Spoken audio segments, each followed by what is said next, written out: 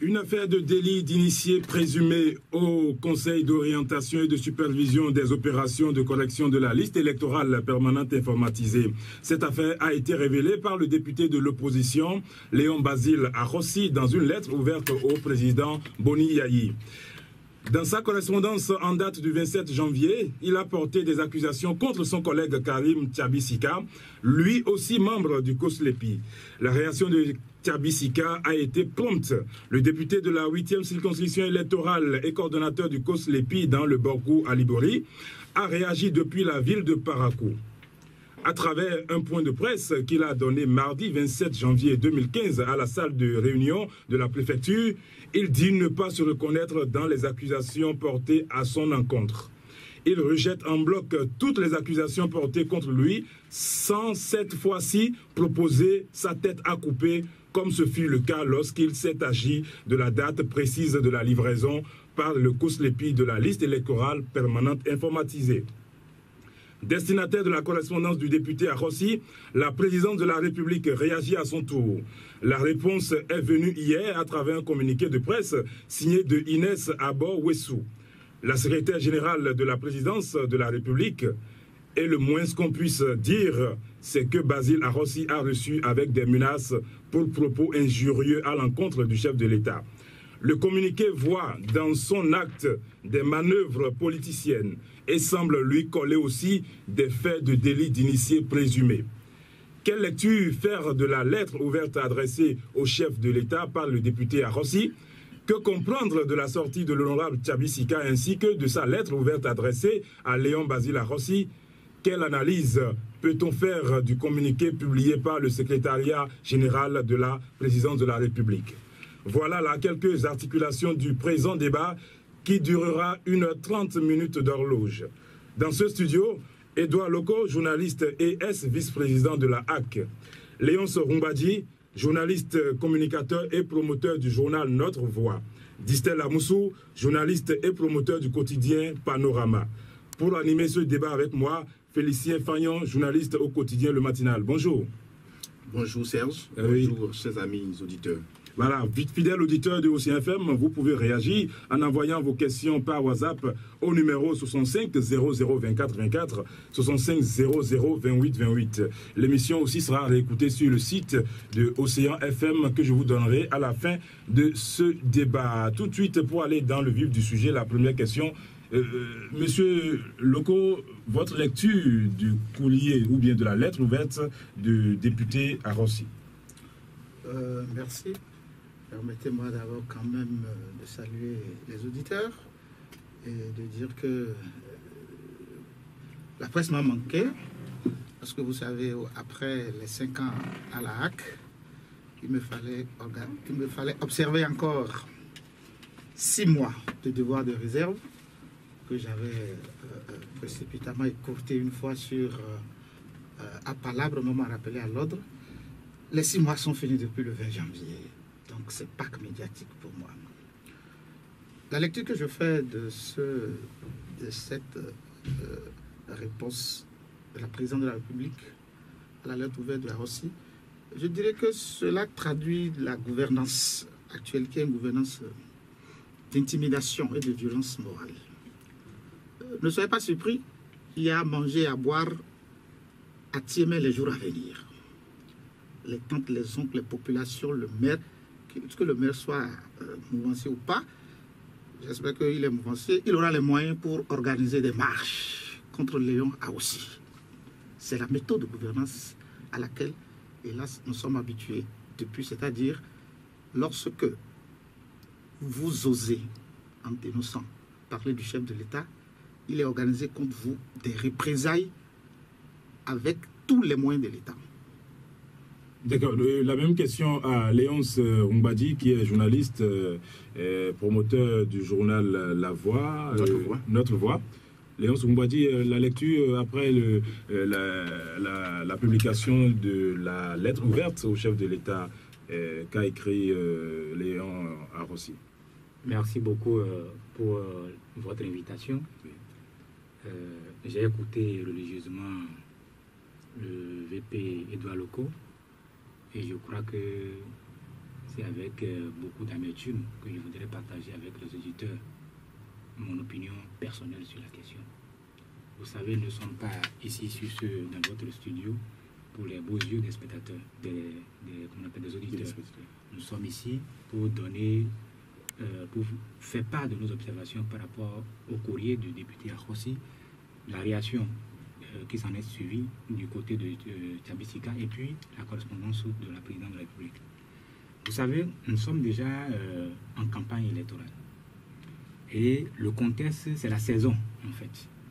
Le courrier du député Akhossi date de septembre. Pourquoi c'est en janvier? Le courrier qu'il a adressé au chef de l'État date de septembre 2014 du moins.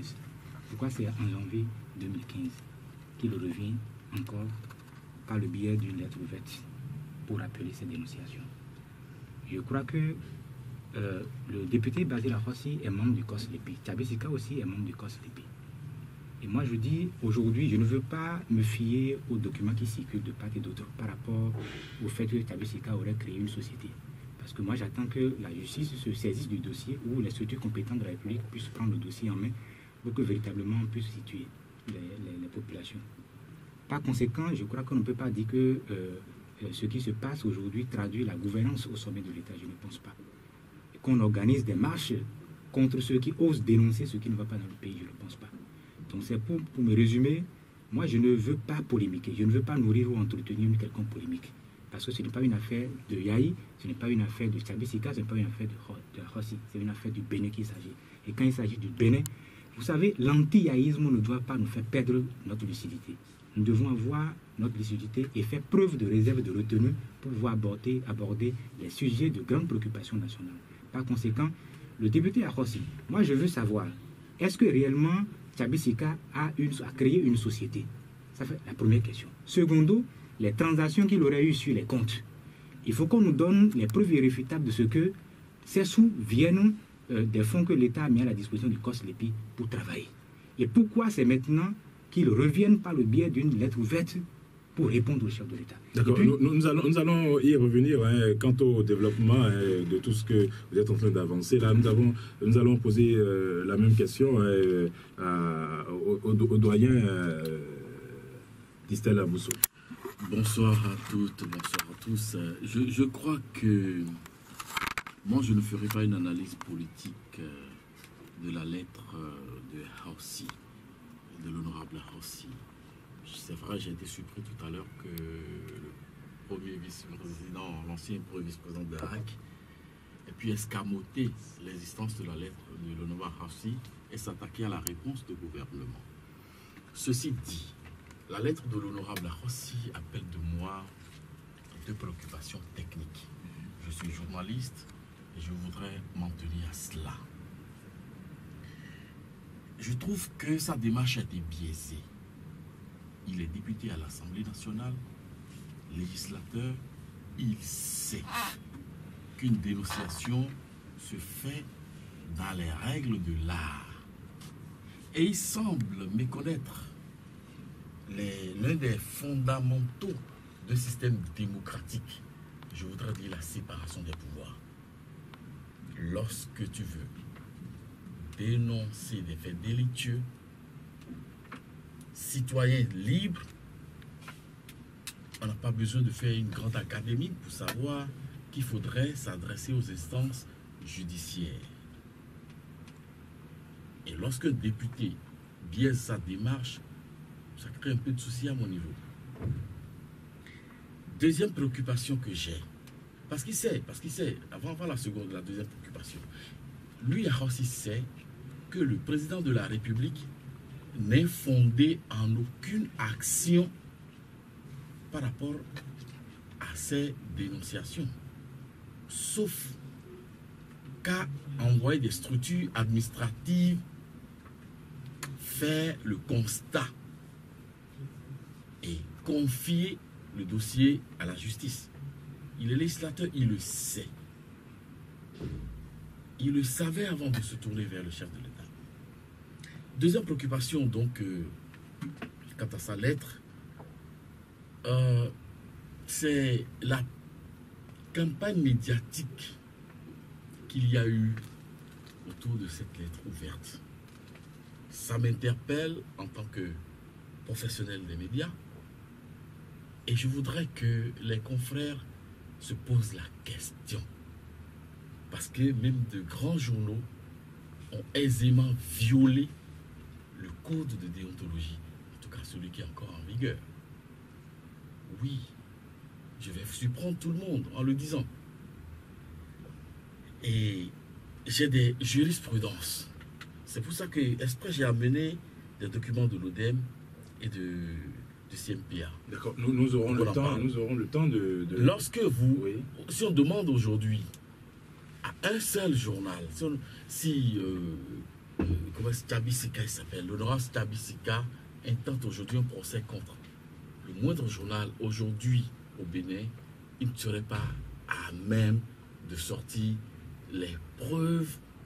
Bon, ça c'est vous qui l'avancez parce que on pourrait me contrarier. Je ne dirais pas non, et ce serait heureux qu'on puisse me contrarier. Merci beaucoup. Moi, je voudrais me retourner vers l'SVP HAC, M. Edouard Loko, pour demander ce qu'il pense de cette réaction tardive du chef de l'État. C'est-à-dire qu'il a fallu une seconde lettre, et cette fois-ci ouverte, pour que la présidente de la République réagisse. Je crois qu'il faut peut-être le demander au chef de l'État lui-même. Pourquoi il n'avait pas réagi à la première lettre. Mais je constate que... Bon, je n'étais pas venu ici pour faire forcément un débat. On est entre confrères ici, on est entre amis. Mais ça serait difficile pour vous. Si Léon, c'est son droit, je me battrai pour qu'il le dise. Il dit que le soleil, il a dit que le soleil se lève à l'ouest. Il n'a jamais vu le soleil se lever à l'ouest. Qu'il a dit que l'ouest, c'est là. Donc, nier des évidences, ça fait aussi partie d'une stratégie. Et Distel, en matière de déontologie, je crois que, comme il s'est armé de choses là, nous allons peut-être beaucoup échanger. Si le chef de l'État a attendu de septembre à janvier, avant de répondre, c'est parce qu'il n'avait pas senti le besoin de répondre à la lettre de AOC. Et puisqu'il n'a pas senti le besoin de répondre à la lettre de AOC, AOC a senti le besoin de faire savoir ce qu'il lui a fait savoir, comme dirait l'autre. Parce que ce qu'il lui a fait savoir concerne quelqu'un de son camp. Et Distel a beau dire, on ne peut ne pas faire une analyse actuellement de ce sujet en escamotant l'aspect politique. Là, il n'y a pas d'analyse à faire. C'est quelque chose qui concerne quelqu'un de son camp. Il lui a fait la politesse de lui écrire une lettre que personne n'avait vue, que personne n'a vue jusqu'actuellement. Et puisqu'il n'y a pas eu de réaction, et puis Léon a dit que nous sommes déjà en campagne. Je ne sais pas si... nous sommes officiellement en campagne. Donc, si le dit, alors je dis d'accord. Puisque nous sommes en campagne et que le chef de l'État est en campagne quotidienne depuis des mois. Alors, mais pourquoi ne pouvait-il pas choisir par voie de presse pour dénoncer son collègue? Est-ce qu'il avait besoin forcément de mêler le nom du chef de l'État à telle chose? Mais attendez. Je dis que nous sommes en politique et qu'il a écrit au chef de l'État pour dire... Tout le monde sait que l'honorable Tchabisika, c'est les yeux, le nez, la bouche du chef de l'État au COSLEPI. J'appelle ça affirmation gratuite. Non, Distel, tu ne connais rien alors à ce qu'on appelle affirmation gratuite. Je suis journaliste, analyste et je vois tous les jours... Non, Distel, si tu veux, on se coupe la parole, je ne te laisserai pas parler si c'est ça. Personne ne me bat sur ça. Peut-être qu'il y a longtemps, tu ne le sais pas. Je te dis que... Tout le monde sait que l'honorable Tchabisika est l'homme de Yahibouni. Si tu ne le sais pas, alors peut-être il y a longtemps comme je continue de dire. Comme tu ne pratiques plus, moi te le dis. Non, te le dis. Moi j'ai bien mis 5 ans, je ne pratiquais pas, mais j'étais observateur en métier, j'étais sur la tour et je vous voyais tous. Donc je fais. Ah bon, et où? Je fais de même. C'est où ta question? C'est où ta tour? Ma tour c'était la HAC. Ma tour c'était la HAC. Ma tour était une tour constitutionnelle. Ma tour c'était la HAC où j'ai été élu. Ce que nous allons faire, Monsieur Edouard Loko, revenez à la question s'il vous plaît. Vous revenez à la question, nous n'allons pas... Je disais que le chef de l'État, s'il n'a pas répondu, il a ses raisons parce qu'il n'a peut-être pas senti le besoin, ou bien il n'avait pas encore toutes les données pour répondre. Mais il se fait que brusquement, quand la lettre est devenue ouverte, il a eu toutes les réponses et puis on assiste à quoi? À une querelle de co-épouse ou bien de ménage. On dit que c'est parce que je veux construire parce que je suis allé à enterrement. une gouvernance d'État, ce n'est pas comme ça que ça se fait. D'accord. Mais monsieur Oumbadi, dites-nous, monsieur Léonce Oumbadi, dites-nous, est-ce que était-il opportun que la présidence de la République réponde à Basile Rossi, surtout que Chabi Sika lui-même l'avait déjà fait quelques heures auparavant? Vous savez, moi je vais encore une fois vous surprendre. L'honorable Léon Basile Rossi n'avait pas besoin d'écrire au chef de l'État. Mais plusieurs personnes l'ont fait auparavant. Attendez. Oui. Vous dénoncez des faits de corruption. Oui. Les structures compétentes, il est bien placé pour le savoir. Pourquoi écrire une lettre qui n'est même pas officielle, c'est-à-dire rendue publique? C'est confidentiel. Mais parce que la première lettre, il n'a pas eu de réponse à sa première lettre. Il n'y a même pas de réponse à cela. Vous avez lu le contenu? Vous avez vu la première lettre? Je vous pose une question. Vous avez vu la première lettre? Moi, je n'ai pas vu. Vous avez vu? Donc, vous avez vu? Retenez tout simplement. Si vous n'avez pas parlez-nous du contenu si vous avez vu. Je vous dis. Oui, parlez-nous du contenu. C'est une lettre confidentielle qu'il a adressée au chef de l'État. Et vous avez vu la lettre? La question pour vous répondre plus clairement, c'est pour vous dire ceci. Oui. Qu'il n'avait pas besoin, si tant et qu'il a les preuves irréfutables de cette affirmation, il n'avait pas besoin de saisir le chef de l'État. Mais est-ce qu'il a violé une loi en saisissant le chef de l'État? Et même en saisissant le chef de l'État, s'il voulait même saisir le chef de l'État, il n'a pas besoin de le saisir de façon confidentielle. Parce que c'est des faits de corruption qu'il avait dénoncés. Donc si tant est qu'il a les preuves irréfutables de ces allégations, il n'avait même pas besoin de chef de l'État. Ça pose un problème? Vous dites? Ça pose un problème? Oui, ça pose un problème. Et le problème que ça pose, ça nous donne aujourd'hui la preuve de ce qu'il n'avait pas tous les éléments du dossier qu'il défend. Mais au chef de l'État maintenant de sortir la première lettre pour que la première pour lui répondre, savoir, puisque vous avez parlé de lettres pour lui répondre, oui. Parce que vous savez ce qui se passe au niveau du COSLEPI. Oui. Dans un premier temps, il y a eu des dénonciations. Vous avez vu, il y avait conférence de presse des députés. Il y avait même Tchabisika qui était à cette conférence de presse. Il y avait que nomme Epiphane et Conso. Je crois qu'il était. En son temps, il a donné sa tête à couper. Aujourd'hui. Et avant, il avait déjà donné sa tête à couper avant cette conférence de presse. Et lorsque les dénonciations ont commencé, le gouvernement a envoyé une inspection au niveau du COSLEPI. Je crois qu'au Bénin, nous voulons une chose et en même temps son contraire. Les gens commençaient pas à crier pour dire, on dit de corriger les pays, et puis le gouvernement ne veut pas, et puis paf. C'est resté à ce niveau-là. Et l'inspection qui allait au niveau du COSLEPI, il y a eu des questionnaires qui ont été adressés aux uns aux autres. Et certains ont refusé de répondre. Jusqu'à aujourd'hui, ils n'ont pas répondu. Alors, je vous parle, l'inspection est au niveau. L'inspection est au niveau. Qui, par exemple, a refusé de répondre? Et secondo, c'est un secret. C'est un secret de polichinelle qu'aujourd'hui, les potentiels prestataires de services du COSLEPI, c'est le COSLEPI. Les potentiels prestataires du service du COSLEPI, là. Allez vérifier, nous sommes tous des journalistes. Monsieur Léonce, une question. Dans le communiqué rendu public hier, le chef de l'État demandait à ce qu'on ne le saisisse plus, mais qu'on saisisse les structures compétentes, notamment la NLC, l'Autorité nationale de lutte contre la corruption. Mais je voudrais savoir quelque chose. La NLC est sous qui? L'ANC est une structure. Oui. Sous tutelle de quelle institution de la Ce n'est pas une affaire de sous tutelle. La justice est sous tutelle. C'est une question. Attendez, la justice est sous tutelle. C'est moi qui vous pose une question. Oui. La réponse que j'ai à vous donner, c'est pour vous dire que l'ANC n'est pas une structure sous tutelle.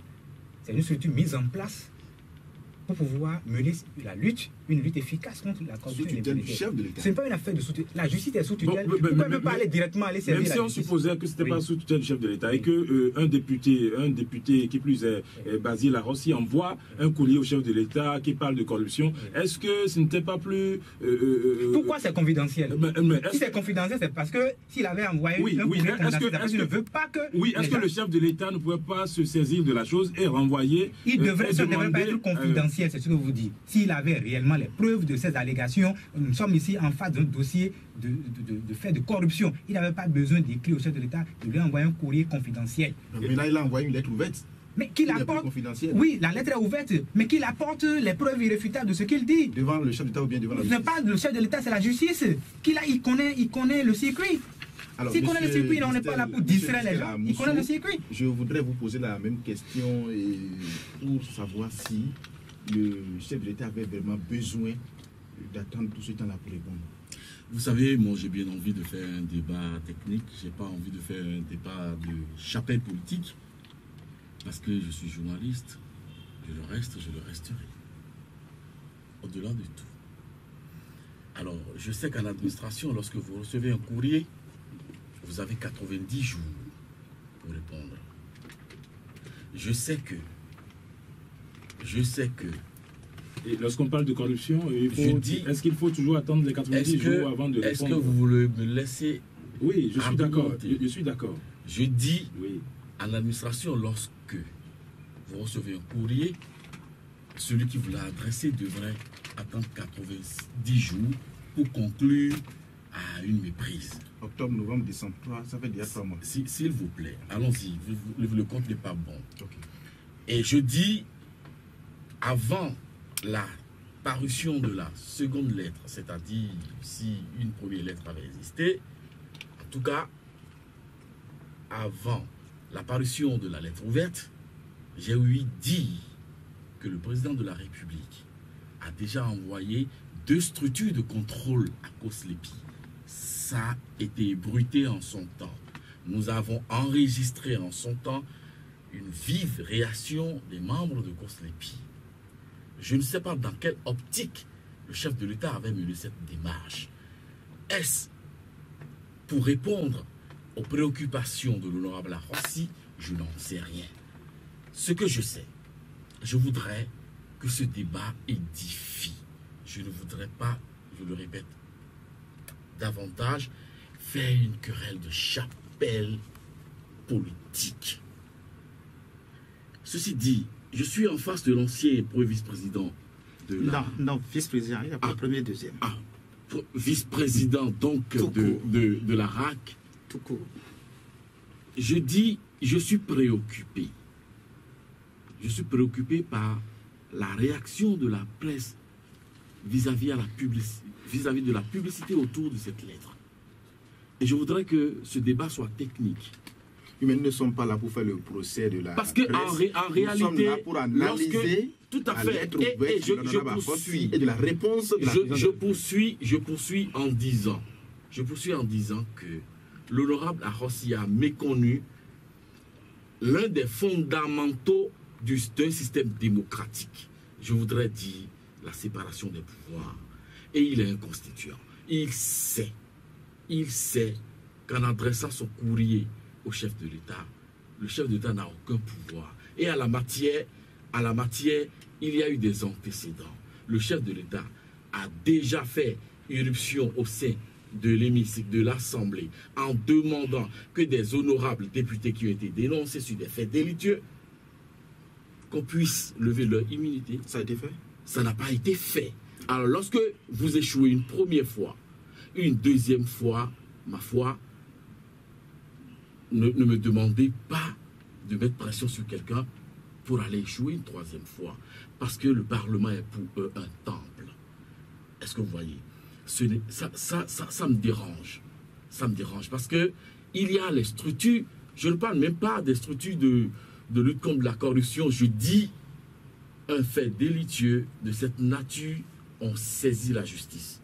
Et donc c'est pour ça que la présidence a pris la défense de l'honorable Chabi Sika. Alors, c'est ce que les gens disaient. Je dis, c'est vous qui le dites. J'ai lu une réaction du secrétaire, de la secrétaire générale de la présidence de la République, qui me semble-t-il... Vous avez lu?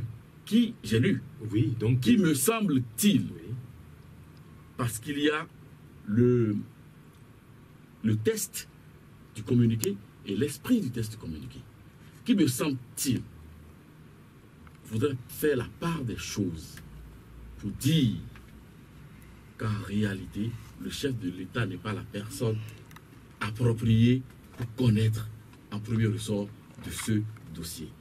Deuxième démarche.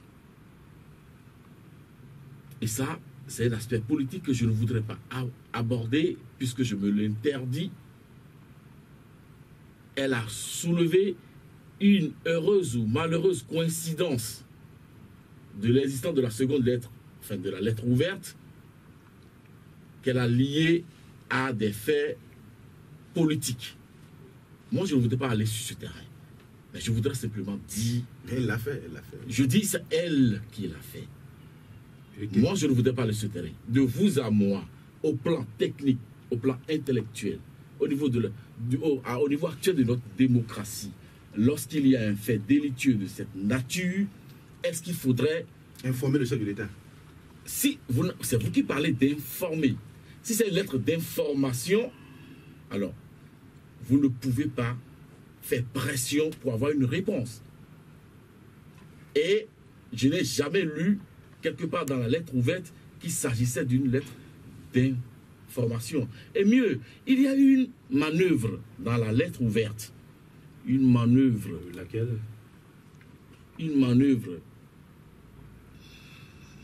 que je pourrais qualifier de ruse, qui consisterait à lier le personnage dénoncé au chef de l'État. Et c'est son frère de village. Hein. S'il vous plaît, si nous continuons à voguer dans ces concepts de fraternité, de régionalisme, de clanique, nous n'allons pas avancer.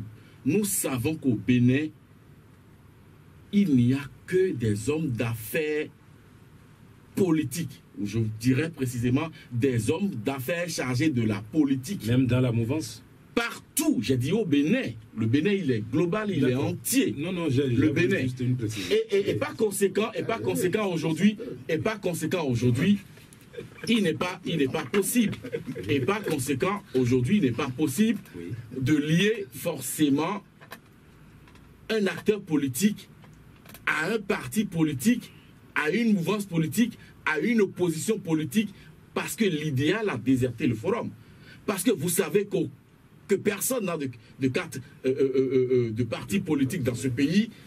Vous savez que la transhumance est le sport quotidien de tous les Béninois. Je voudrais me tourner vers l'ex-vice-président. Il y a une affirmation pour moi gratuite. Je dis que s'il vous plaît, monsieur Edouard Loko, il y en a qui estiment que c'est parce que Chabi Sika est le frère du chef de l'État que la présidence a été prompte dans cette réaction. Je crois que vous êtes en train de vous laisser berné par mon ami Distel, c'est un vieux de la vieille, hein, et puis sachez, c'est mon patron 1992, hein, il y a un journal, donc il va essayer de noyer le poisson, il va même à la fin vous dire qu'il ne sait pas s'il s'appelle à Mousseau, hein, parce qu'il ne sera sûr de rien quand ça n'arrivera pas. Mais je vais vous dire quelque chose.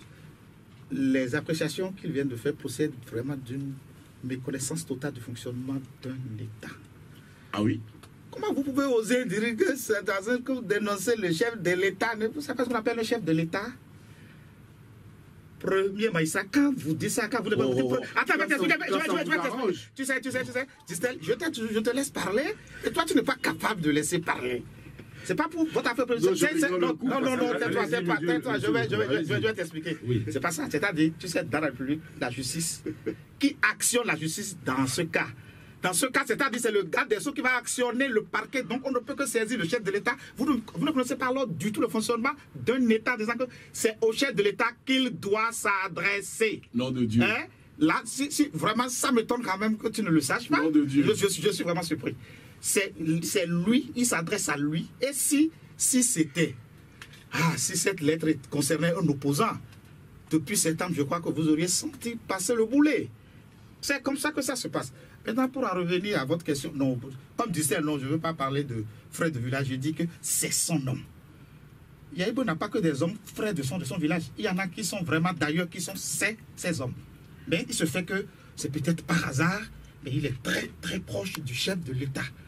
Et d'aucuns disent que c'est pour ça que la réaction a été si prompte. Hein. Et puis, venons-en à l'argument de la lettre du secrétaire général de la présidence, que le chef de l'État, il faut la respecter. C'est-à-dire, on dénonce l'irrévérence. Mais non, nous sommes en politique. Il y a un devoir quelquefois d'irrévérence en matière de politique. Ah oui. Et vous, nous les journalistes, je nous invite, vous dites que tu n'es pas journaliste, je parle à mon petit frère Léonce.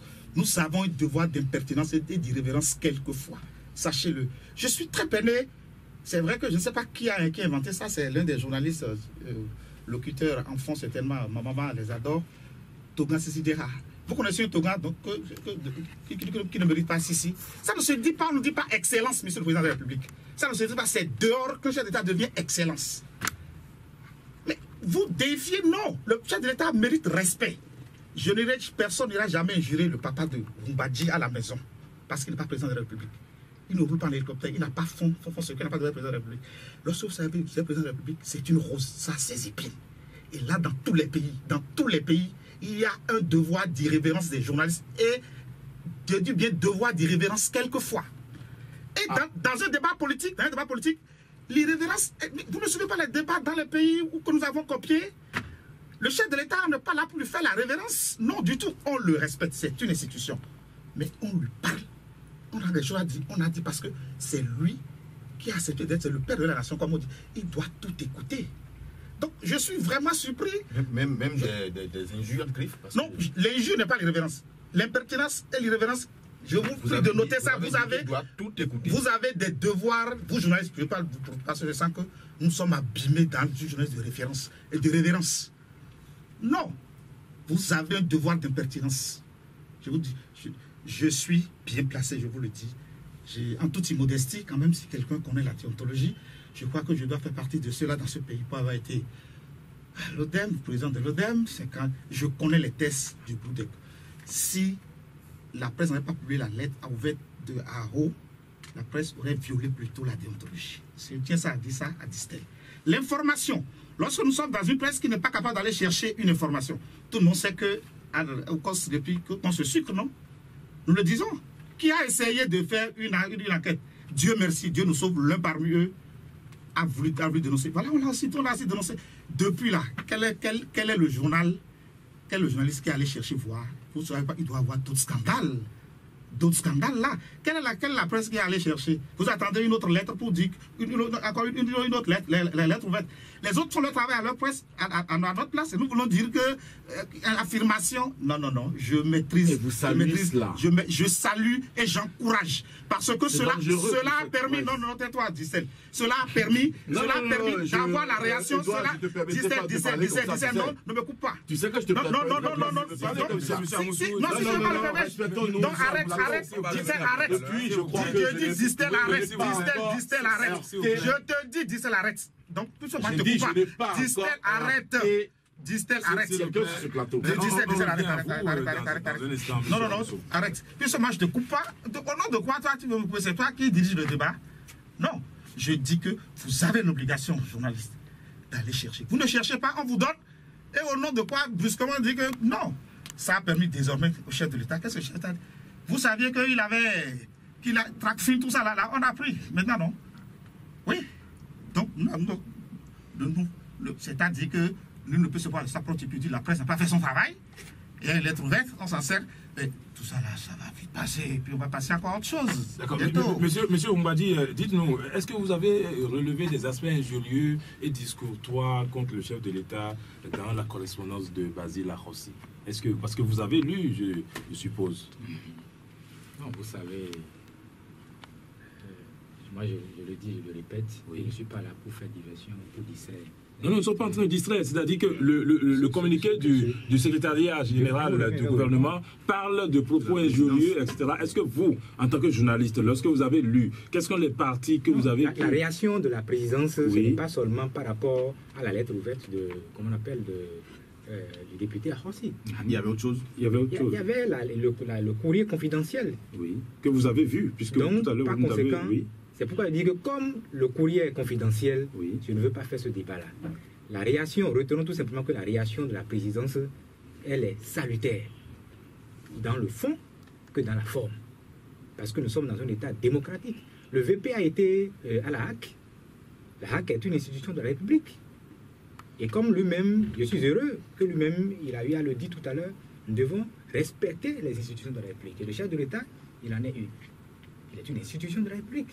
Vous revenez à ma question, s'il vous plaît. Je demandais tout à l'heure, après lecture... Ce débat, la question que tu me poses, je ne peux pas te répondre, parce que le courrier est confidentiel. La lettre ouverte. Non, la réaction, c'est ce que je te dis. La lettre ouverte. La réaction, il faut pas lire la réaction du gouvernement uniquement par rapport au courrier. Mais nous, on n'a pas vu la lettre. Justement, donc on ne peut pas faire ce débat-là, on ne peut pas répondre à cette question. Puisque tout à l'heure, vous étiez en train de nous parler du courrier. Je vous ai posé la question, vous n'avez pas répondu. Vous n'avez pas répondu. Vous n'avez pas répondu à la question. C'est nous qui posons la question. C'est pourquoi je vous repose la même question. Est-ce que le courrier confidentiel, vous avez vu? Je sais là où vous voulez en venir. Non, on y va. Je sais là où vous voulez en venir. Je vous dis, le courrier adressé au chef de l'État, le premier, il est d'ordre confidentiel. Par conséquent, je ne veux faire aucun débat lié à cela. Vous ne voulez faire aucun débat, ça veut dire que vous avez vu le contenu et que vous ne voulez pas délivrer. Je sais là où vous voulez en venir. Oui. On est tous dans le même bateau. Posez-moi une autre question, je vais vous répondre. Alors, je ne sais pas. Moi, je ne sais pas si vous êtes tous dans le même bateau. Mais ce que je sais, c'est lui qui le dit. Hein, ce que je sais, et c'est ceci. Oui. Il y a un arrêt de la Cour d'appel de Cotonou de 2006. Oui. Je ne sais pas si vous me permettrez de lire les noms des confrères concernés. Sinon, je vous dirais simplement que pour avoir publié un communiqué émanant pourtant d'un établissement bancaire, communiqué officiel, des confrères ont été condamnés.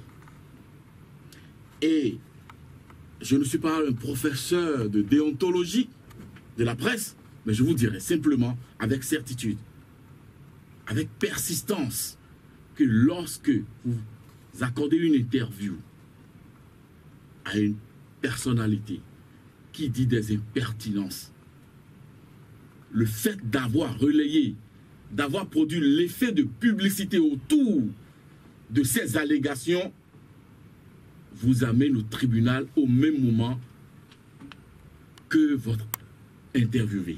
C'est pour vous dire que la presse a ma déjà démarche, joué son rôle en publiant la lettre ouverte de l'honorable. je dis avant cela, et je trouve très dangereux d'applaudir ces démarches de la presse. Le rôle de la presse n'est pas de publier. C'est de mener des investigations. Parce que jusque-là, Monsieur Amoussou, on reste au même niveau.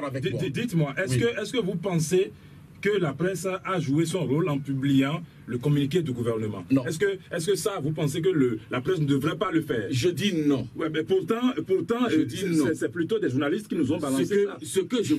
Je dis des journalistes vous ont balancé des choses. Je dis moi, je ne vais pas faire lui à la télé. Je ne vais pas faire un débat de chapelle politique. Je vais faire un débat technique et je persiste et je signe. Je dis, même le communiqué du gouvernement, si vous relevez des impertinences dedans, des choses que vous n'êtes pas à même de prouver, le devoir professionnel vous impose de mettre cela au frigo, de mener les démarches. Monsieur Amoussou, sinon tout au moins de rechercher le contradictoire. C'est-à-dire que les confrères, avant de publier la lettre d'Arossi, devraient en principe se rapprocher de l'honorable Arossi, Tchabi Sika, et nous publier en même temps sa réaction. Mais lorsque nous connaissons aujourd'hui la présence des réseaux sociaux, de tout ce qu'il y a comme net, est-ce qu'aujourd'hui la presse devrait croiser les bras et attendre l'autre partie avant de publier toute information? Ne croyons pas que nous pouvons nous cacher derrière les réseaux sociaux. Là, je cite Edouard Loko en face de moi, que si on t'identifie et que tu écris des impertinences, on peut te poursuivre. Moi, je voudrais qu'on laisse tomber la presse. Et ça, je le cite. Pour revenir au sujet. Monsieur Amoussou, je voudrais poser une question. Allez-y. Est-ce qu'il revenait au secrétariat général de la présidence de la République de répondre à une lettre ouverte adressée par un député au chef de l'État, qui est le chef de nous tous, du père de la nation? Est-ce qu'il revenait à la SG de répondre à l'honorable député? Je ne connais pas le fonctionnement des structures de la présidence de la République. Voilà. Mais je vous dirais, pour le moins, que lorsque vous lisez la lettre ouverte de l'honorable Arossi, j'ai dit qu'il y a eu une tendance à lier le personnage dénoncé au chef de l'État. Vous ne pouvez pas interdire aux structures. Donc la structure qui devait répondre, c'était le secrétariat général. Je ne saurais le dire. Ou bien vous attendiez une réponse personnelle du chef de l'État? Non, mais monsieur Oumbadji, n'y a-t-il pas d'autres voies indiquées au cas où le député aurait préféré des La propos lettre, injuriés à l'encontre le du chef de courrier l'État? qui a été adressé, le courrier confidentiel a été déchargé par le secrétariat, par le qu'on appelle les services compétents. Oui, et adressé à qui? Au chef de l'État. Par Oui. conséquent, Oui. c'est normal que si il doit y avoir une réaction de la présidence, que ça soit à ce niveau. Et donc, si l'image du chef de l'État semble avoir été entachée, donc c'est le secrétaire général qui réagit. Ce qu'il faut comprendre au travers de ce courrier, de la réaction de la présidente d'hier, ce qu'il faut comprendre, c'est ceci. C'est un dossier qui ne concerne pas personnellement le chef de l'État. Il ne faut pas lier le dossier à la personne du chef de l'État. Si l'honorable Ahossi reproche des choses à son collègue Tchabisika, qu'il apporte les preuves de cela et qu'il saisisse les structures de la République, les structures compétentes de la République. Il peut informer le chef de l'État, mais un courrier, comme on appelle confidentiel, ça veut dire qu'il ne voulait pas que le peuple béninois soit informé de la situation. Donc il aurait pu saisir la justice, peut-être informer officiellement le chef de l'État pour dire voilà les preuves que nous avons. Parce que dans ce pays, les documents qui circulent là, dans ce pays-là, même avant que le président Bouni vienne au pouvoir, là, on a vu des documents du genre, pas concernant les mêmes personnes, circuler dans ce pays. Et finalement, quand les dossiers sont allés, qu'on appelle devant la justice, le résultat est là.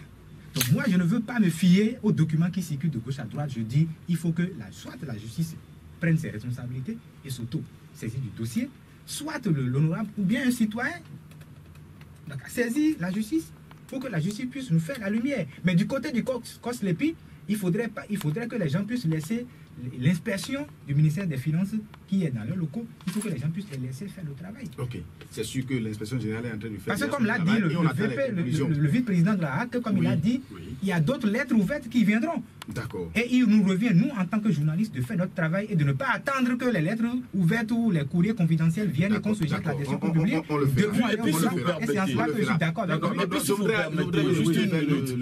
Juste une minute pour m'interroger. Vous savez, le député Tchabi, c'est quand il s'appelle, il a posé des interrogations dans sa réponse à lui. Il a dit, on a dit qu'il a un contrat avec une société, on a dit qu'il est actionnaire. Pas qu'on a dit, on a donné des noms, on a donné des chiffres, on a donné. Pourquoi n'a-t-il pas attaqué des chiffres, n'a-il pas attaqué des noms qu'on a donnés et il s'est juste contenté de dire on a dit. Laissez-moi aller au bout de ma vous avez une minute. Tout à fait. Je dis, il s'est posé des questions que des journalistes devraient se poser. Parce que lorsque vous avez un contrat, le contrat existe. Il est enregistré quelque part.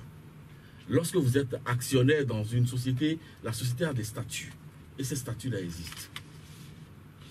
Mais la presse, après avoir publié la lettre ouverte de l'honorable Ahossi, moi je l'encourage à aller au bout.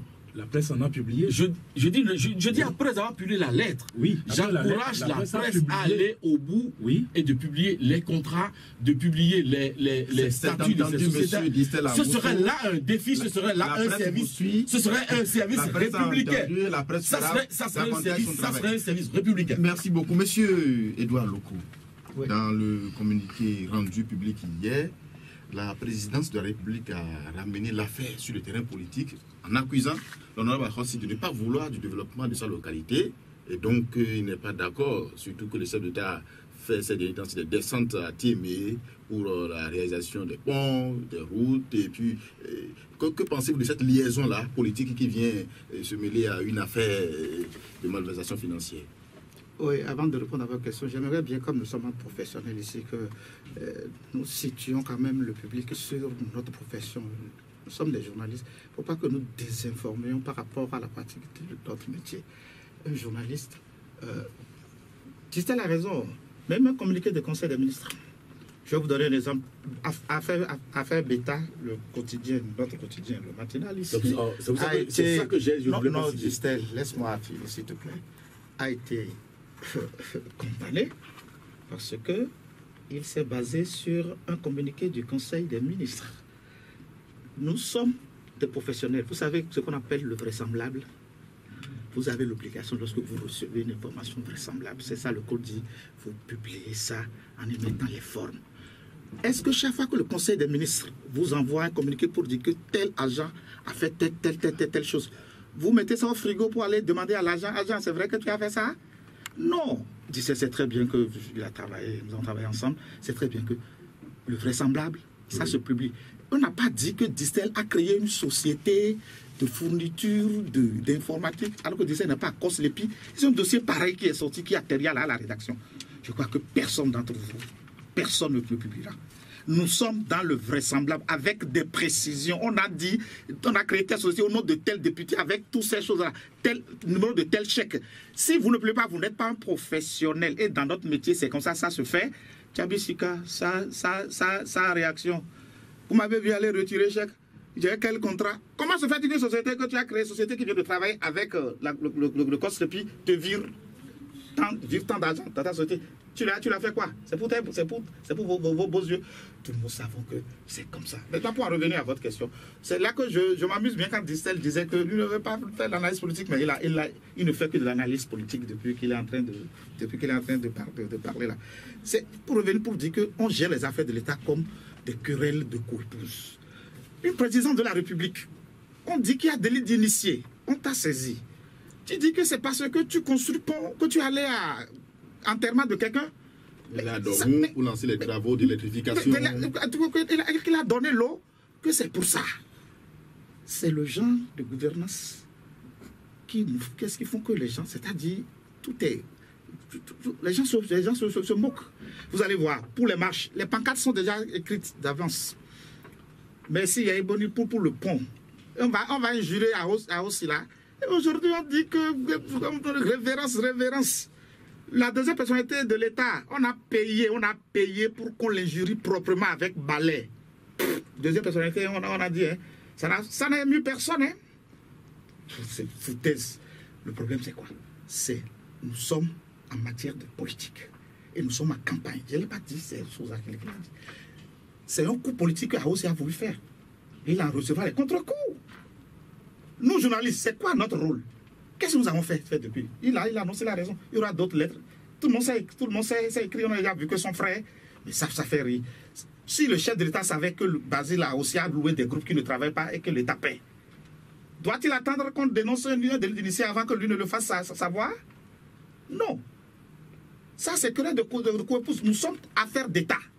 Gérons l'État comme l'État.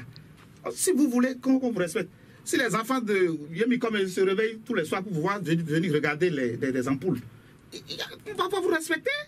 Le respect, ça s'inspire. Hein? On respecte les gens naturellement. Mais les fonds disent, nous avons bien quand même. Bon. Mais le communiqué a été jusqu'à menacer donc, le député Haossi. C'est vrai que la plupart de nos intellectuels, je le dis, nous avons mangé notre cerveau. On nous tient au ventre. Dans un pays qui se respecte, dès demain, le chef de l'État va recevoir 1000 lettres ouvertes impertinentes pour voir s'il va arrêter 1000 personnes pour être jeté en prison. Non. C'est comme ça que ça se passe. On menace, on dit que la prochaine fois, c'est menace ouverte. Ce n'est pas possible. On n'a plus d'intellectuels dans le pays. Vous allez voir, il va recevoir 1000 lettres impertinentes pour qu'on voit ce qu'il va faire. Je ne sais pas avoir peur, a écrit Basile Arrossi au président de la République, qui rapporte plutôt que ses sources d'information lui ont maintes fois conseillé d'abandonner ce dossier qui pourrait lui coûter cher. Pour n'avoir pas saisi les instances habilitées à statuer sur de telles affaires, au lieu d'envoyer une lettre ouverte au chef de l'État, Basile Arrossi répond qu'il a emprunté ce chemin pour accélérer en quelque sorte la procédure.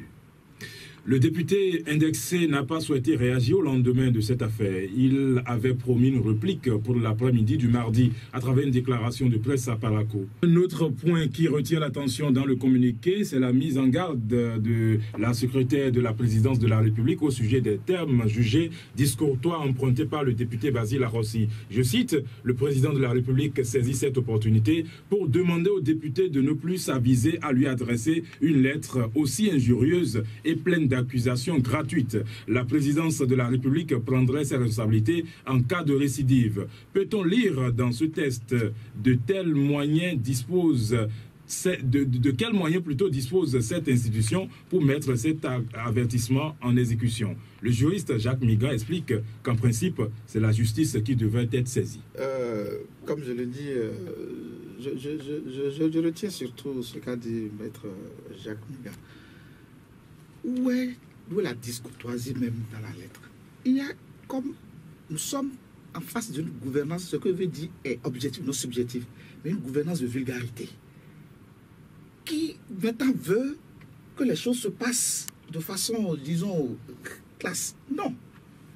C'est là, nous en sommes là. Si Arossi a écrit une première fois, il n'a pas eu de réponse. C'est sûr que ça doit être lettre polie, certainement. Hein. La deuxième fois, c'est pas qu'il n'a pas été dit, mais tout le monde sait que le gars est proche de vous. Et il dit, voilà ce qu'il a fait. Vous êtes la personne la mieux habilitée pour enclencher si quelque chose il y a. On le menace, on ramène ça forcément au plan politique. Et je le dis, ça ne ratera pas peut-être pour une fois. On va marcher, on va prendre des balais, on va jurer aussi des jours, pendant des jours à tirer. Nous en sommes là. D'accord. Monsieur Distel Amoussou, le chef de l'État demande à ce qu'on fasse recours aux structures compétentes au lieu de le saisir pour ces genres de dénonciation. Ne s'agit-il pas là d'une fuite de responsabilité? Aucunement. Aucunement. La haute autorité, pardon, la haute autorité n'avait même pas besoin d'indiquer le chemin à suivre. L'honorable a aussi savait quelle démarche mener. C'est cela que j'aime bien l'expression de Edouard Loko. Il a voulu faire un coup politique. Donc, il n'y a pas d'objectivité dans ce coup. Donc, il n'y a pas de réalisme dans ce coup. Donc, il n'y a pas de justice dans ce coup. Parce que pour moi, un coup politique, c'est un coup de vacherie. Excusez du mot. L'honorable Tchabi Sika a demandé à travers un courrier à son homologue de se mettre à la disposition de l'Assemblée du Parlement pour que leur immunité soit enlevée. Est-ce que c'est une façon de fuir les choses, puisqu'il sait désormais, comme vous l'avez dit tout à l'heure, Distel Amoussou, qu'à l'Assemblée nationale, plusieurs fois, le chef de l'État même a demandé à ce qu'on retire l'immunité, mais ça n'a jamais été le cas. Pourquoi maintenant Tchabi Sika demande à ce que ça soit fait? Le document qui a circulé par rapport à ça, moi je n'ai pas encore l'authenticité n'est pas encore confirmée. Le courrier, comment on appelle, ce qui a circulé, la lettre, pas la lettre ouverte, oui. La lettre du député qui parle de la levée de l'immunité. Oui, puisque depuis il n'a pas contesté. Donc ça circule sur les réseaux sociaux, donc je ne veux pas... Dans les quotidiens également. Permettez, je ne veux pas... Vous savez, je suis venu ici dire des choses que je maîtrise, donc je ne suis pas venu ici renouveler la polémique. Donc l'authenticité, j'attends que ça soit confirmé. Parce que vous savez que, vous l'avez lu, le contenu, vous savez que l'honorable Tchabi Sika, vous le connaissez, son niveau intellectuel, tout ça, donc vous avez vu ce qui est mis dans ce courrier-là. Donc je ne veux pas faire ce...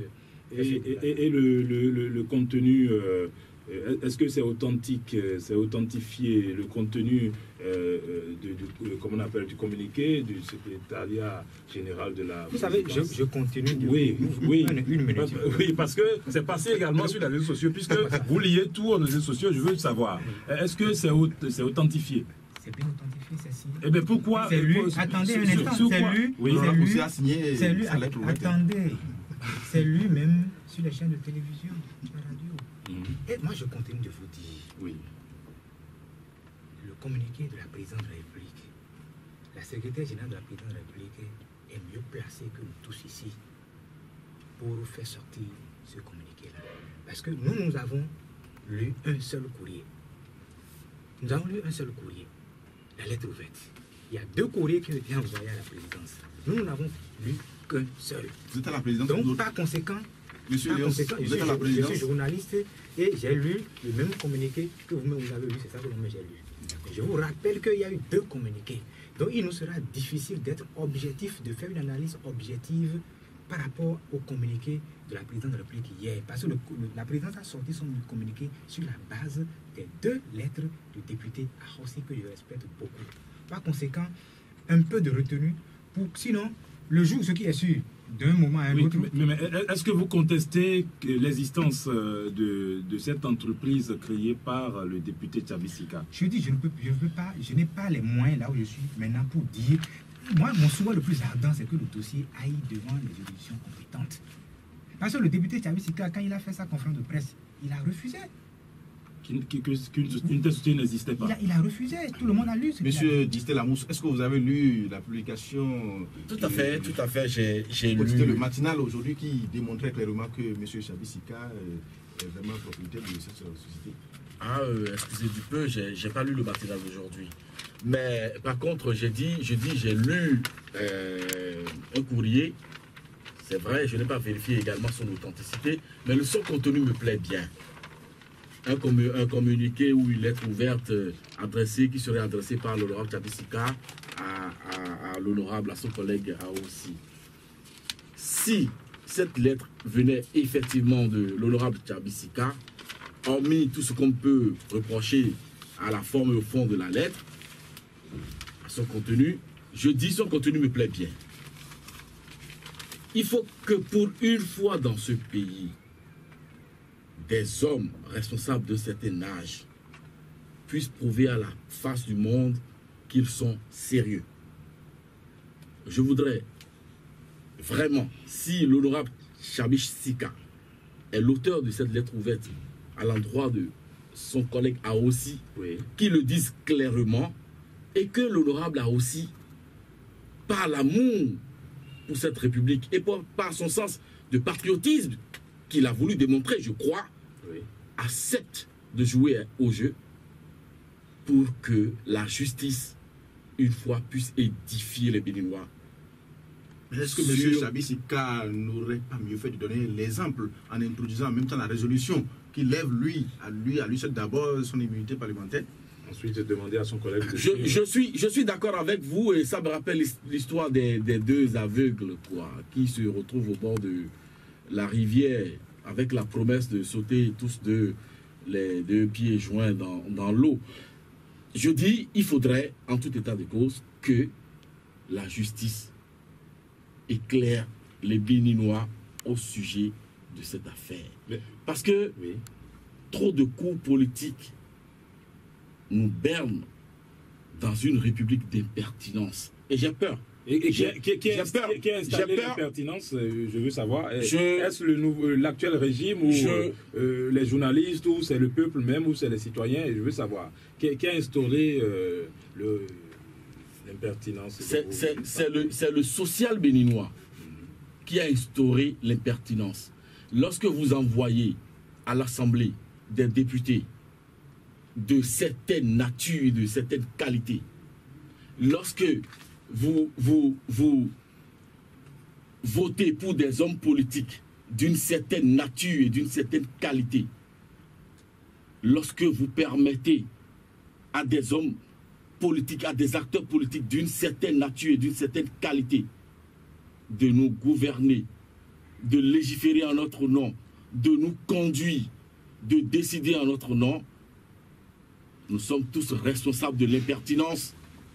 Et on ne saurait dire que c'est X ou Y. Là, on peut croire que c'est seulement au niveau de l'Assemblée qu'on a ces gens de personnes. Je n'ai pas dit, j'ai parlé du français. Il y a M. Loko qui souhaite réagir. C'est de moi quelque chose là. Nous ne sommes même pas encore du tout radicalement. Nous sommes loin de la République de l'impertinence. Moi, je n'appelle pas une République d'impertinence. J'appelle nous, professeurs des médias, à un devoir d'impertinence. Vous apprendrez ça dans toutes les bonnes écoles de journalisme. Non, tu ne connais aucun refrain comme ça. L'impertinence, c'est un devoir du journaliste. Nous faisons un journaliste de révérence.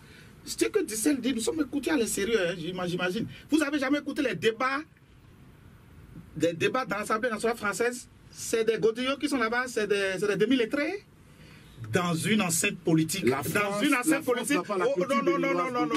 arrêtez. Vous avez copié ça où? La France n'a pas la culture de loi. On n'a qu'à laisser faire des républiques là et repartir dans nos royaumes. Vous copiez quelque chose, vous voulez prendre ce qui est bon et laisser ce qui est bon. Nous sommes dans une république de révérence. Regardez, mais les gens, pour parler au chef de l'État, Est-ce que c'est Cheta qui leur demande de se mettre debout, les bras croisés, devant les caméras du monde entier? Est-ce là la République, vous croyez? On met debout des pères de famille, parfois plus âgés que le chef de l'État, qui croisent les doigts pour lui parler. Vous avez aussi croisé les bras parce que vous avez été vice-président. Non, je n'ai pas eu l'heure. Oui. Soit vous mettez Emma ou vous mettez BOM. Je n'ai pas eu l'heure. Vous ne m'avez pas vu devant la télévision l'heure de mettre debout pour parler au chef de l'État. Si le gouvernement se présentait, vous êtes obligé de le faire. Puisque tout le monde le fait. Mais j'ai vu mon président, j'étais souvent avec mon président. Mon président ne s'est jamais mis debout. Le président de l'institution ne s'est jamais mis debout. Et ce n'est pas Yaboni qui demande aux gens de se mettre debout. Avec le temps, nous avons installé une république de révérence. On met le chef de l'État, vous avez vu dans les autres pays, pour les autres chefs de l'État. Pourquoi on met le chef de l'État loin, sur un tapis loin, sur un trône? Il est arrivé. Vous avez vu, de lendemain, on a mis sur une estrade. J'ai vu ça. Je crois que quelqu'un a dû crier, on a levé. Vous croyez que c'est lui-même? C'est qu'il y a des gens qui font ça, et ça, lui-même, il s'est installé dans ça. Nous sommes dans une république de révérence. D'un chapeau pour lui. Mais puisque vous avez installé une république de révérence, une presse de révérence, je veux dire, laissez les politiciens qui disent que le grand chef. La presse n'a pas de grand chef. Nous pouvons faire de la communication pour le gouvernement, mais le gouvernement n'est pas notre grand chef. Vous avez un devoir d'impertinence par rapport au chef de l'État, par rapport aux opposants. Mais tout le monde dit excellence, excellence. Vous connaissez au Togo non, excellence, non, c'est quand le chef d'État est dehors qu'on l'appelle excellence. Écoutez les pays que vous avez copiés. Vous avez vu son excellence Barack Obama, son excellence François Hollande. Mais non, nous devons informer. Il ne faut pas injurier du tout. Que ce soit clair, hein. L'impertinence n'est pas de l'injure. Radicalement pas. Ce n'est pas de la diffamation. Radicalement pas. C'est par rapport au heureusement, monsieur Edouard Loko. C'est toi qui fais l'amalgame. Heureusement, s'il vous plaît, monsieur Edouard C'est toi Loko, qui fais l'amalgame. Nous avons ici publié dans la parution de ce jour, du quotidien Le Matinal, un acte signé du notaire maître Moïse Achadé, qui dit ceci: Monsieur Karim Chabisika, professeur et demeurant à Boumé-Calavi, et monsieur Aye Choro, Mamoudou, Amadou, demeurant à Cotonou, tout cela, bon, on a bien dit qu'ils ont établi ainsi qu'ils sur les statuts de la société qu'ils se proposent de créer. Il est constitué entre les propriétés des parcs, des parts ci-après créées et celles qui pourraient l'être ultérieurement une société à responsabilité limitée, régie par les actes uniformes relatifs aux droits des sociétés commerciales et du groupement d'intérêt économique de l'OADA. Ben, si ce que vous lisez là est authentique, je dis bravo. Et c'est ce que je demande. Nous avons cité le nom d'un notaire. Nous avons cité le nom d'un notaire. Je dis si. Écoutez-moi, je dis, si ce que vous lisez là est authentique, je vous dis bravo. Je vous félicite, je veux dire. Oui. Je dis, et c'est ce que je demande à la presse de mon pays. Je dis, si ce que vous lisez là est authentique, je dis bravo. Et je vous tire un coup de chapeau. Et c'est ce que je demande pour la presse de mon pays. Pas plus. D'accord. Monsieur Léonce Mbadi, les précédentes affaires de malversation sommet de l'État sous le régime Yahi n'ont jamais abouti à des procès de justice. Est-ce qu'il y a des raisons de penser que celle-ci connaîtra un aboutissement différent? Vous savez, dans ce pays, on a connu des affaires. Oui. On peut en citer, affaire ICC, affaire Sensad, machine agricole. Vous me laissez continuer? Oui, allez-y. Okay. Et chaque fois que ces affaires sont mises sur le tapis, sur la place publique, le chef de l'État, nous sommes dans un pays où il y a ce qu'on appelle la séparation des pouvoirs. Et au temps fort de ces affaires, le chef de l'État a toujours pris ses responsabilités en les confiant à la représentation nationale.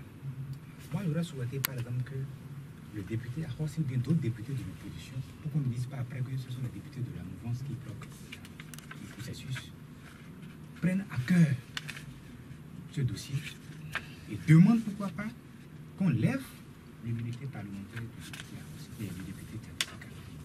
Parce que le chef de l'État, il ne peut pas être au four et au moulin. Et personne ne peut l'empêcher de circuler librement sur l'ensemble du territoire national. Donc par rapport aux affaires de corruption que vous êtes en train de soulever, il a joué sa partition. Il revient aux députés. Moi, je préfère beaucoup les députés de l'opposition lorsque le chef de l'État a envoyé par rapport le chef de l'État a la majorité à l'Assemblée, n'oubliez pas. L'opposition n'est pas majoritaire. Oui, s'il te plaît. Oui. Moi, j'aurais souhaité, au temps fort de cette affaire-là, que lorsque le chef de l'État a demandé qu'on lève l'immunité parlementaire d'un certain nombre de personnes, même des anciens ministres pour les... Il avait la majorité. Écoutez, mais qu'est-ce que les députés de l'opposition ont fait? Il a échoué. Qu'est-ce que les députés de l'opposition ont fait? Mais de quelle majorité vous parlez? Ils devraient faire quoi? Écoutez, Ils devraient faire quoi, les députés de l'opposition? Mais même à supposer même que dans le temps que le chef de l'État avait la majorité parlementaire, mais il avait déposé le dossier. Mais qu'est-ce que les députés de l'opposition ont pu faire? Ils devaient faire quoi? Accompagner la lutte contre la corruption. Ils n'ont rien fait. Au port, il y a des dossiers. Donc c'est très facile. Le monsieur est intervenu. Il a été bloqué à l'Assemblée. Le dossier ICC, il s'est investi. On lui a reproché ça. Monsieur Dissel, pourquoi est-ce qu'il devrait le faire là, vous ne parlez aujourd'hui? J'observe. D'accord. Est-ce que nous parlons du même pays? Attendez. Je vous observe là. Est-ce que nous parlons du même pays? Moi, j'ai l'habitude de dire. Laissez-moi finir. Vous avez oublié qu'on a voté l'envoi à la Cour de justice. Laissez-moi aller au fond. Vous avez la parole tout à l'heure, Léonce Humut. Mais de quoi vous parlez? Nous sommes tous béninois. Oui. Et nous sommes tous béninois et personne n'a de leçon à donner à personne parce que nous nous connaissons dans ce pays. Vous m'écoutez? Nous nous connaissons très bien dans ce pays. En matière de lutte contre la corruption, tout n'est pas parfait. Le chef de l'État fait ce qu'il peut faire. Mais je dis et je le répète que les députés de l'opposition, notamment, pouvaient mieux jouer le jeu pour accompagner les initiatives prises par le chef de l'État. Merci beaucoup, Léonce. C'est facile, très facile de l'accuser. Monsieur Loko. Mais attendez, on a des journalistes là. Vous savez, oublié, il n'y a pas si longtemps, on a les députés, presque tout en a confondu. Ils ont envoyé des gens, non, ils ont voté, non, pour envoyer des gens devant la haute justice, non. C'est une fumisterie que de parler. Ce n'est ni la faute de Yahi. C'est la faute des députés, pour le dire globalement. Rien n'arrivera à Saka et au prochain voleur. Ils savent très bien que à l'état actuel des tests, rien n'arrivera à Saka, Tabisika et au prochain voleur. Précédemment, vous avez dit c'est une fumisterie des députés. Non, pas des députés. De nous tous. Ah, d'accord. De penser que. Ça me rassure. De penser que quelqu'un sera puni quand il est pour en tant que député ou en tant que ministre. Les tests ne le permettent pas. La pauvre dame, au recours de justice, elle crie tout le temps. Même si Tabisika allait se faire lever son immunité, même s'il allait se faire lever son immunité, rien ne lui arrivera. Il peut donner sa tête à couper que rien ne lui arrivera. Et rien ne lui arrivera. C'est la classe politique. C'est toute la classe politique. C'est pourquoi le débat que nous faisons, j'ai dit tout à l'heure au tout début, vous n'avez pas, nous allons un peu. Ça nous donne matière pour faire débat, non, pour vendre un peu. L'affaire Tabisika sera classée d'ici à une semaine. Il y a une autre affaire. Personne ne sera puni parce que les hommes politiques se sont entendus. Il y a Iboni compris. Ils se sont entendus, ils ne seront jamais punis. Avant Tabisika, il y a eu d'autres. Toutes les affaires qu'il y a là, rien n'aboutira parce qu'ils ne prendront pas les tests qu'il faut. Et tout le monde connaît les tests qu'il faut. On peut déjà dire que Léon Arossi a perdu son temps. Non, il n'a pas perdu son temps. Il nous a donné, il nous a donné de l'actualité. Il a de la carte politique. Non, pas de la carte politique. Il nous a donné de l'actualité. Nous allons vendre un peu. Nous allons bavarder un peu en attendant le prochain. Je vais profiter et aller à la régie, où l'autorité nationale de lutte contre la corruption, à travers son président, atteste n'avoir encore rien reçu comme lettre du gouvernement l'invitant à se saisir de cette affaire. Guy Ogoubiyi dit attendre le courrier qui serait sûrement à la phase de la signature. Monsieur Ngwadi, vous y croyez? La NLC qui dit au plus tard la semaine prochaine, s'il recevait la lettre aujourd'hui, que quelque chose sera fait. Je crois qu'il faut saluer cette démarche-là parce que c'est déjà un pas. C'est ce que nous sommes en train de dire ici, que le dossier puisse aller devant les tribunaux pour quand même situer le peuple. Donc je crois qu'il a pris publiquement des engagements. Nous allons l'encourager pour qu'il puisse vraiment faire le travail dans un délai raisonnable pour que le dossier puisse aller devant la justice pour qu'on puisse savoir qui est qui a fait quoi, quand et comment. D'accord. Apparemment, M. Dissel Amousso, la démarche de Basile Arossi a été solitaire. Cela justifie-t-il le silence de ses pairs de l'opposition? Quelqu'un a parlé autour de ce plateau de fumisterie. Je ne connais pas ces procédures, ces démarches, je ne connais pas le mode de fonctionnement d'une fumisterie politique.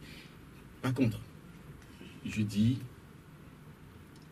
Arossi, honorable Arossi est un législateur comme ses pairs, comme ses collègues, ils savent tous autant qu'ils ne sont pas propres. Ils savent tous autant qu'ils perçoivent des dividendes de Koslepi. Ils savent tous autant qu'ils sont en train de bloquer le développement de ce pays. Je n'aime pas parler le langage politique, mais je dis, il faut que ça cesse. Il faut qu'ils sortent, les Béninois, de leur jeu, de cette fumisterie. Mais justement, il faut que ça cesse, mais et si par hasard, dans 2 jours, le week-end arrive et que des gens marchent contre l'honorable Akossi, quelle serait votre réaction? Ben écoutez, il est interdit quelque part de marcher. Si c'est leur sport, vous ne savez pas, puisque vous précisez le week-end. Moi, je dis, il est interdit à personne de marcher. Mais quel est ce concept de marcher contre quelqu'un? C'est ça que je ne perçois pas dans le paysage politique béninois. On a vu contre. Pardon. On a vu déjà des gens marcher contre des gens. Ça veut dire quoi, marcher contre quelqu'un? Vous êtes libre de marcher ou pas? Oui, marcher. Vous marchez, vous dites que vous marchez contre quelqu'un. Marcher, ça n'a pas de sens. Ou pour. Ça n'a pas de sens. Ou même pour. Oui, ça n'a pas de sens pour moi. Tu es contre? Je dis, quand on marche, non, je n'apprécie même pas que ce soit pour ou contre. Parce que je ne sais pas de quoi il est question. Il faut marcher seulement. Vous marchez. C'est ça. Vous êtes libre de marcher. Maintenant, quel est ce concept de marcher pour, de marcher ou contre? Moi, je ne suis pas dedans. On a vu les fils de Bopar Ceci participe contre leurs frères. C'est vous qui le dites, ils ont marché. Contre leurs frères et applaudi le chef de l'État. Il y avait des écrits. Et c'était pour aller dans le sens du chef de l'État et dire, ben non, à leur fils. Ils ont marché, ils ont exprimé leur point de vue sur des pancartes. Mais pourquoi est-ce que vous pensez qu'ils ont marché contre quelqu'un ou qu'ils ont marché pour quelqu'un? D'accord. Monsieur Loco. Oui. Non, moi je voulais dire, c'est par rapport, je dis pauvre ANLC, ils font ce qu'ils veulent, parce que si vous avez déjà encore le président Goubi, Agapit, Napoléon, c'est des gens qui ne perdent pas leur temps, mais ils ne pourront pas grand-chose. Mais une chose me rassure, c'est que ils sont vraiment indépendants. Sinon, s'ils étaient dans la combine, puisqu'on a la secrétaire générale de la présidence a déjà annoncé qu'on a saisi l'ANC. Il dit que bon, il a appris que c'est en train d'être signé. La lettre n'est même pas encore, ça n'existe pas. Le président a dit qu'on a déjà envoyé. Au moins, c'est signe d'indépendance. Sinon, si c'était un ministre, il va dire, oh, j'ai déjà reçu la lettre depuis. C'est comme ça qu'on gère. Est-ce qu'on peut déjà conclure que la lettre ouverte de Akossi est arrivée et les gens parlaient? Puisqu'il a fallu ça pour que des gens ne commencent pas à signer une lettre de saisie. Pourquoi vous voulez que la lettre aussi nous arrive tout le pays? Ça nous permet de nous amuser un peu pendant 2 ou 3 jours. Ce n'est pas au palais seul, même la presse. Puisqu'il y a longtemps que nous savons que peut-être des choses, qu'il y avait trop de milliards pour cette affaire de correction. Et le chef de l'État en premier l'a dit, il a dénoncé. Non, il est mal placé. C'est lui qui a mis les gens. N'oubliez pas, c'est ces gens. C'est maintenant que c'est en train de changer. Nous sommes dans le pays là. C'est maintenant que ça te change. Non, le chef. Non, laissez. Et le problème, c'est quoi? Il ne faut pas avoir l'indignation sélective. Pourquoi on n'a pas audité les 45 milliards passés? C'est ça que les gens disent. Les 45 milliards qui ont servi pour l'album du chaos, elles sont pu auditer ça là aussi. Bref, quand vous n'êtes pas objectif dans l'action, politiquement, vous êtes faible. Et vous donnez prise à toute critique. Le chef d'État, il fait beaucoup d'efforts dans l'affaire de lutte contre la corruption. Il a marché là. Mais il se fait que tous les jours, par intérêt politique, on sent qu'il y a comme une contradiction par rapport à cette volonté.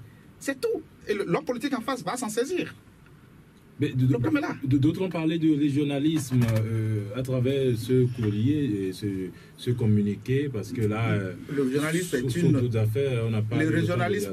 Oui, c'est une vérité. Vous savez, mon ancien président, c'est le combat dans lequel il s'investit actuellement, le président Nata et d'autres comme Akil. C'est une réalité. Mais moi, je ne vois pas, par rapport à cette affaire, je ne vois pas même encore le jeu. C'est vrai que les gens du Mono, les gens de Distel, ils n'ont pas compris que le pauvre Mpati, lui, vraiment, il a suffi que John écrive là. On a essayé de l'attraper plusieurs fois. Espédie Ouessou aussi est en prison. Il y a Espédie, le pauvre. Bon, donc, il se fait que, quand quelqu'un a écrit dans le journal, Tchabi Sika est de la bonne agence, il est de la bonne région. Prenez le cas de Mpati. C'est une affirmation d'un journal qu'ils ont. Mais pourtant, plusieurs fois, on a même essayé de le reprendre encore la dernière fois. Donc, mais C'est une réalité, mais ce n'est pas là seulement. Je suis sûr que nous, on a fait l'université avec mes meilleurs amis, sommes de nous. J'ai injurié Charles Tokoto, mais nous, vous savez, c'est comme ça que je l'appelle. Ça ne nous gêne à rien. Aujourd'hui, vous voyez un cabinet de quelqu'un qui est du Nord. 98% des nominations sont du Nord. Il n'a pas fait l'université, il n'a pas des amis, sont là. Et c'est permis dans des cabinets. Le Nord, c'est aussi le Bénin. Non, mais rien que des cadres d'une seule région. Rien que les cadres d'une seule région. Non, je dis le Bénin, c'est que le Bénin, non, laissez, vous savez de quoi je parle. Laissez-moi finir. Je dis, prenez certains cabinets, ce n'est pas normal. Le chef d'État n'a pas demandé ça. Mais le chef d'État n'a pas demandé ça. C'est eux qui ont évoqué le problème de régionalisme. Je dis que ce n'est pas en fait Tchabisika. Moi, je ne vois pas régionalisme en fait Tchabisika. Je ne vois pas régionalisme de Tchabisika. Tous les directeurs de ce d'État au Bénin aujourd'hui sont d'où? Bénin Télécom est de chez moi. Faisons le point. C'est le seul que vous avez. Arrête. Je peux te citer d'autres. Donc, ne fais pas ce débat avec moi. Je suis observateur plus que vous. Je suis payé pour ça. Oui, parce que si M. Amoussou pose cette question-là, Bénin Télécom, Soneb sont d'où? Et puis quoi encore? Non, mais vous avez dit... Et puis quoi encore? N'allons pas sur le terrain. N'allez pas sur le terrain d'abord parce que si vous voulez... C'est tout un débat. C'est une préoccupation aujourd'hui qui inquiète des sages. Les sages comme Akides, Nata. Ce n'est pas des farfelus. S'ils en ont fait une affaire nationale, et posément, ils sont en train de réfléchir, c'est qu'il y a un problème réel. Je vais vous le dire. Moi, je ne connais pas le régionalisme. Nous avons posé la question de savoir s'il n'y a pas le régionalisme qui se fait voir dans cette affaire, parce que par le passé, on a vu la manière dont on a traité le dossier Souleymane Alawani, le dossier Désiré Vodonou. Un parti SPD Ouessou qui a été même interpellé dans la salle dans le bureau du chef de l'État, pratiquement, sans décision de justice. Mais lorsqu'il s'agit des gens, de ses frères, on voit comment est-ce que, on commence par réagir juste pour camoufler le dossier. C'est dans cette optique-là que nous avons posé la question. Très bien. Je dis, moi je ne connais pas de régionalisme. Sous le président, le général Kérékou, j'ai lui dit qu'il se développait un concept, la septentrionalisation de l'administration béninoise.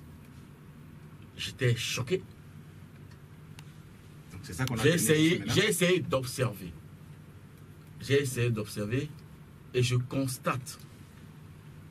Comme l'a dit Léon, ce n'est pas le débat du jour. Il faut tout un plateau pour ça. Je constate simplement que lorsque vous allez à partir de 18h tout à l'heure ou 19h tout à l'heure dans les bars climés de Cotonou, vous allez voir nos jeunes frères, nos aînés. Mais à la même heure, lorsque vous allez à Parakou, les gens sont certainement, les jeunes du même âge sont certainement accrochés à leur cahier sous des lanternes. Faisons attention. C'est un exemple que je donne comme ça. C'est pour dire quoi? C'est à Glo. Vous voyez, c'est pour vous dire quoi? C'est pour vous dire quoi? Il y a un phénomène.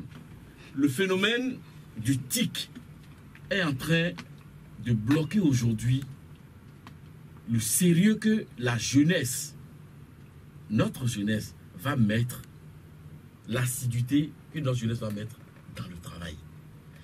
Et les zones où les gens n'ont pas cette facilité. Mais nous sommes en train de parler des gens qui sont actuellement au poste. Suivez-moi. Les gens qui sont actuellement au poste. Lorsque ce phénomène va perdurer, nos enfants, c'est-à-dire tes enfants, toi, diront dans 30 ans qu'ils n'ont plus de place. Parce qu'hier, on cherchait pratiquement. Est-ce que vous pensez que l'Internet, le TIC et autres n'ont pas d'aspect positif? Est-ce que tout est négatif et tout à ça fait. ne permet pas à l'enfant de Je dis tout à fait. Mais allons beaucoup plus sur le terrain positif. D'accord. D'accord. Moi, personnellement, je ne connais pas de régionalisme. Et je le dis à l'aise et balèze. Je ne connais pas de régionalisme. Je n'en connais pas. Et quand on en parle, je me demande si je suis au Bénin. Eh bien voilà, nous allons à la fin de ce débat-là, Un mot en guise de conclusion, Monsieur Loko? Non, c'est de dire que c'est bien d'organiser de ces genres de débats. Je sais que vous en faites beaucoup. Parler. C'est ça, je crois que l'un des secrets que les gens ne maîtrisent pas, on dit les Béninois, ils ne cassent pas, ils ne sont pas violents. On a beau dire, c'est-à-dire ils ont peut-être fermé la chaîne publique, mais les gens parlent. L'exutoire. Laissez les gens parler. Laissez les gens parler. Quand ils parlent, on dit, bon, après, bon, on est moins violent. Il faut parler, échanger, dire une chose et son contraire. Échanger. C'est très important dans une démocratie. D'accord. Monsieur Léonce Rongbadi? Je crois que comme mot de fin, par rapport à ce dossier particulièrement, je vais encourager l'agence en charge de la lutte contre la corruption d'accélérer le travail qui lui sera demandé pour que dans les plus brefs délais, le peuple béninois puisse être situé sur les tenants et les aboutissants de ce dossier. Je voulais aussi inviter la presse béninoise d'abord saluer la qualité du travail qui se fait à tous les niveaux, que nous puissions maintenir le cap, parce que le Bénin, ça nous appartient tous. Il y a l'habitude de dire, le Bénin, c'est comme une république, c'est comme un eau blanc. Si nous passons tout notre temps à lui jeter de l'eau rouge et tout, un jour viendra et le pays sera ingouvernable. Que Dieu bénisse notre pays, qu'il nous fortifie et qu'il prenne les commandes de ce pays pour que nous puissions aller réellement à la prospérité. On dirait des phrases... Non, tout le monde sait que Léon, c'est un bon Dieu. Monsieur Distel Mousso. Non, c'est vrai, je voudrais saluer toute la presse en général, mais je suis bien édifié par ce que j'ai lu sur ce plateau par rapport au dossier en cours, et j'invite toute la presse, particulièrement le matinal, à aller au fond de ce dossier-là, pour que, comme les affaires dites Covas, tout ça, on puisse avoir vraiment la vérité dans ce dossier. Parce qu'il faut qu'un jour, ça cesse. Comment est-ce que le VP l'a appelé? Quoi? Le jeu politique que la classe politique est en train de faire? La fumisterie. Arrête. Ceci dit, je voudrais saluer ceux qui pensent et continuent de penser au développement de ce pays. Ceux qui pensent à sortir le Béninois de la pauvreté. Quand je vais chez moi à Diakotomé, je sais ce que c'est. Que ça va bien là-bas? Je sais ce que c'est. Je dis, je voudrais féliciter ceux qui pensent qu'il faut sortir ce peuple. C'est les Béninois de la pauvreté. Je les salue, je les encourage, je leur demande de poursuivre les programmes qui vont permettre aux Béninois de vivre un mieux-être. Je vous remercie. Moi, je serai actif ce week-end. Merci d'avoir suivi ce débat auditeur de la 4.6. Était dans ce studio Edouard Loko, journaliste et vice-président de la HAC, Léonce Rongbadi, journaliste, communicateur et promoteur du journal Notre Voix, Distel Mousso, journaliste et promoteur du quotidien Panorama, également mon collègue du quotidien Le Matinal, Félicien Fagnon. Nous vous remercions et n'oubliez surtout pas que dès lundi, ça reprend Radio Actualité avec les hommes de la presse écrite comme de la presse audiovisuelle. Retrouvez-les tous les matins sur OCFM à partir de 8h, de 8h à 9h, Radio Actualité du lundi au vendredi. Allez, portez-vous bien.